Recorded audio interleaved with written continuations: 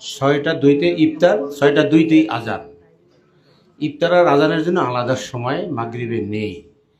6টা 2-তে আমরা ইফতার বলেছি, 6টা 2-তেই মাগরিবের আজান হবে। টিভিতে যেভাবে দিয়ে থাকে সঠিক এভাবেই দেবে, কিন্তু আমরা 3 মিনিটের যে সতর্কতা অবলম্বন আগে করতাম সেটা আমরা এবছর আর করছি না। আমরা এবার মাগরিবের আজানের শুরু হয়ে গেলেই ইফতারও শুরু হয়ে যাচ্ছে, আজানও শুরু হয়ে যাচ্ছে।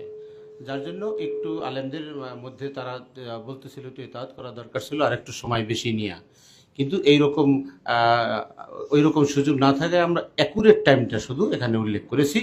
যদি কেউ সতর্কতা অবলম্বন করতে চায়, কেউ কোনো ব্যক্তি, সেটা সেই ব্যক্তির ব্যাপার, সে করলে করতে পারে, কিন্তু মেইন টাইম হচ্ছে আমরা যেটা উল্লেখ করেছি সেটাই হলো মাগরিবের সময়, এবং সেটাই হচ্ছে আপনার ইফতারের সময়। সেহরির বেলায়ও তাই, আমরা ওইখানে কোনো সন্দেহমূলক সময় রাখিনি বা কোনো বেশি সময় বা কম সময় কমিয়ে দেইনি। যেখানে সেহরির টাইম শেষ, সাথে সাথে ফজরের আজান হয়ে যাবে।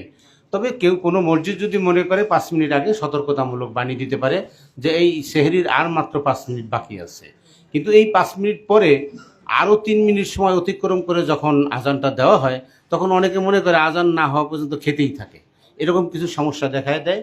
সেই জন্য আমরা এবছর আর ওই সতর্কতামূলক 3 মিনিট সময় রাখিনি। না রেখে আমরা যখনই সেহরির টাইম শেষ, সাথে সাথে ফজরের আজান হয়ে যাচ্ছে।